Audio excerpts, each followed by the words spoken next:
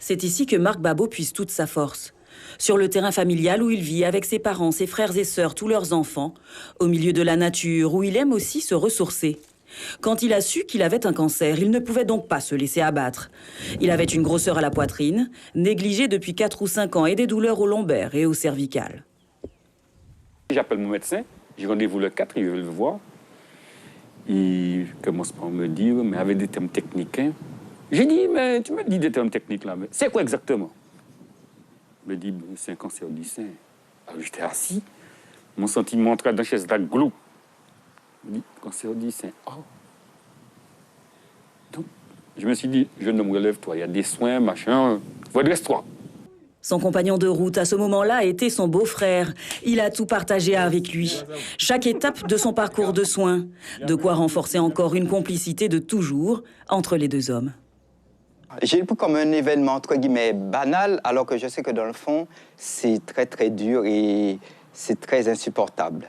Surtout, alors, du coup, j'ai gardé la tête haute. Et puis, j'étais avec lui comme si on allait dans une sortie normale. Je n'ai pas pris la tête pendant, on ne parlait même pas de ça. On parlait de la nature, de tout ce qu'on voyait sur le trajet. On rigolait avec le chauffeur. On n'a pas parlé de maladie. Pas d'onde négative donc. Mais tout de même, la nouvelle du cancer du sein a été pour le moins déstabilisante au départ. Il m'a appris qu'il a un cancer du sein.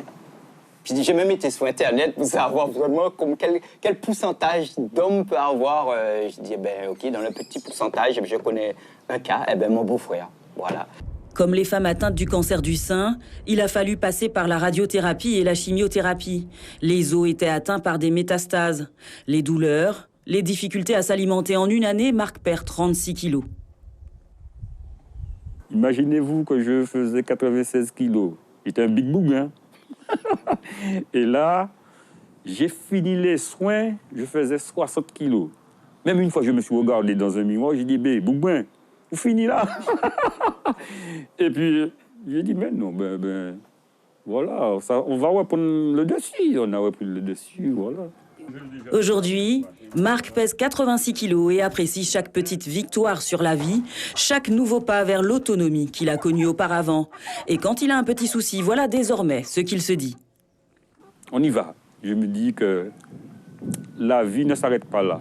Même si on a des soucis, machin, il faut toujours regarder en haut parce qu'on a quelqu'un de merveilleux qui veille sur nous. Suivez l'info sur Guyana Première, télé, radio et Internet.